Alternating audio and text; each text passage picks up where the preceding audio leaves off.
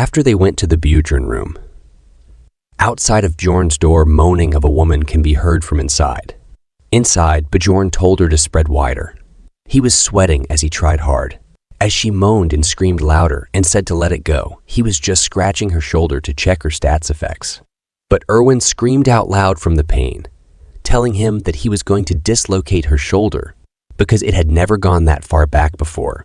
He still wanted to make sure, though, and asked her if she was sure this was the breaking point.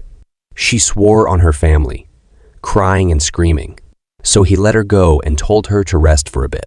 When he let her go, she was in complete shock at being alive. She thought she would lose her arm and life from all that.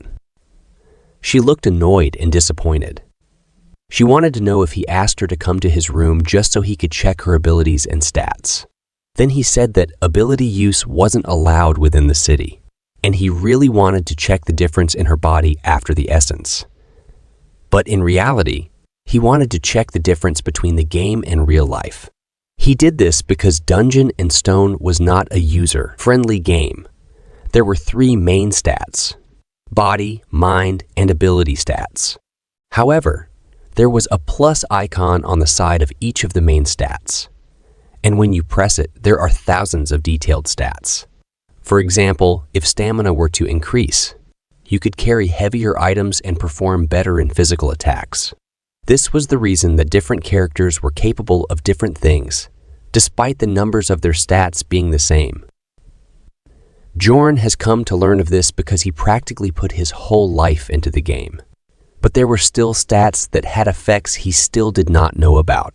Erwin was hoping and asking if there is something else they are going to do. Meanwhile, Bjorn was there wondering about the obsession stat that came with the essence Erwin ate. He doesn't know much about it except that it was a low-ranking stat in the mind stat, and that's all he knew about it. So he asked her if she felt a change in her mindset after she left the labyrinth. Did she start overthinking about something or having patience issues? He needed to know more. She wasn't sure. Still, she remembered that she had a desire for cookies right as soon as she came out of the labyrinth. She did not like them before, but she ate a bunch of them when she came back. He wondered if the obsession stat increased desire, which is probably a given.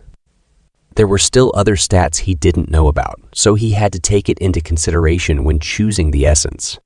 Maybe this is the reason why she is so horny for Bjorn, because of the obsession stat. As he was thinking, the horny elf pulled his shirt and said she was sleepy. There were still things he wanted to check, but he couldn't anymore, so they decided to sleep, putting out all the candles in the room. Bjorn closed his eyes, ready to relax.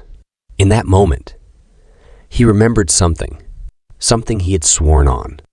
As Erwin slept leaning on his chest, he remembered that her sister had made him swear not to sleep with her. But he said to himself that she probably meant the other kind of sleeping together. They got up early in the morning and had brought all of the loot back to Bjorn's inn.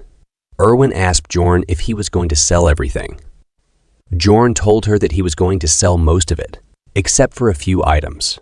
Erwin had her eye on a piece of gear, a leather outfit, and a belt. She asked him if she could have it.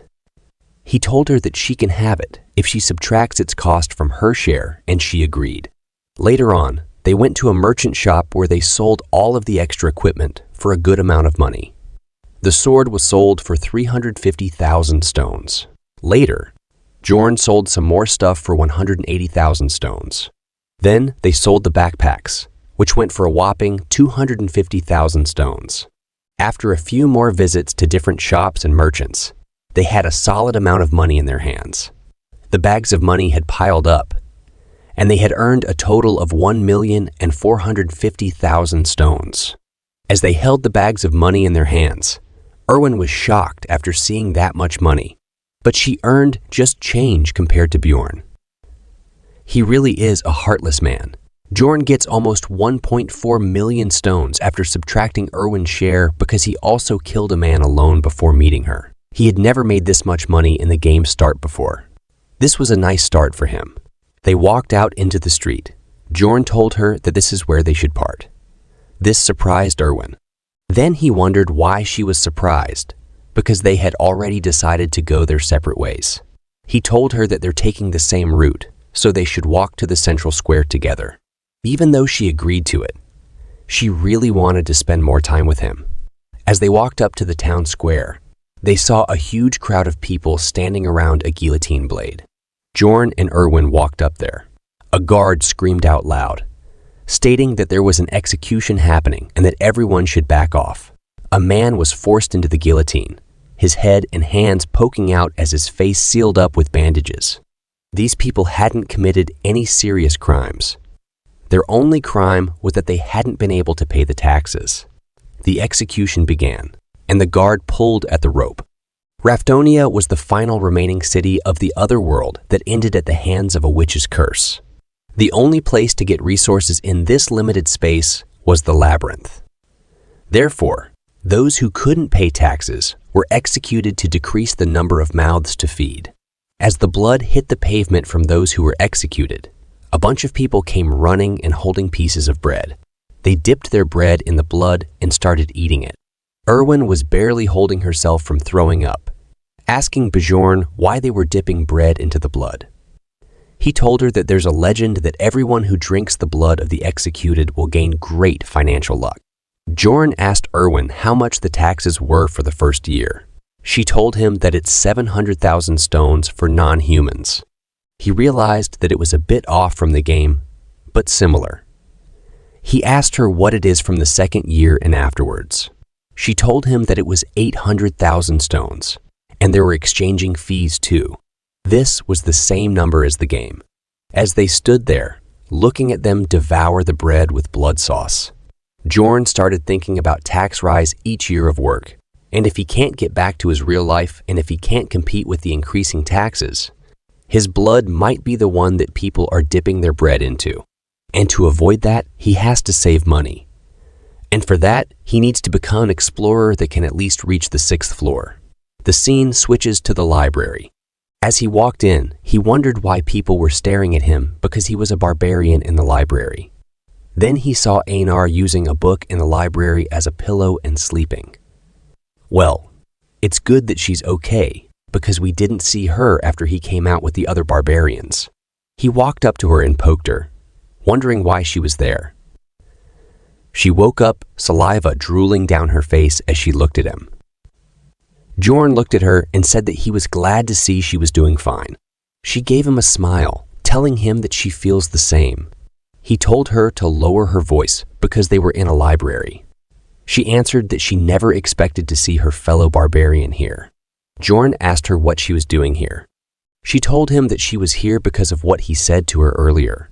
He told her that she should think before acting, and she wanted to gather more knowledge in order to think properly.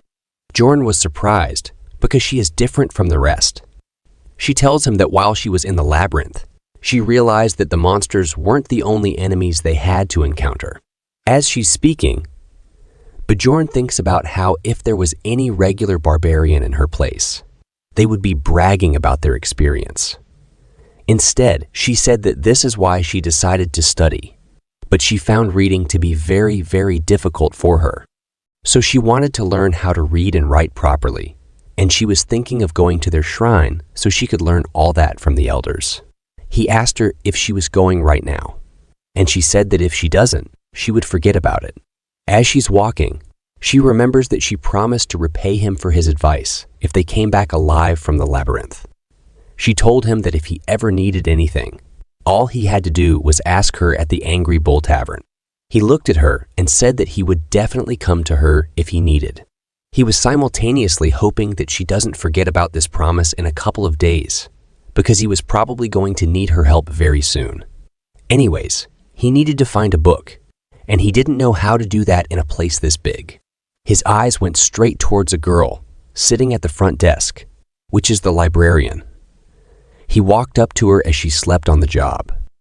He tried speaking to her, and the girl woke up while raising her head. She looked at him and asked him what he needed. Well, what do we have here? Another waifu. I hope so.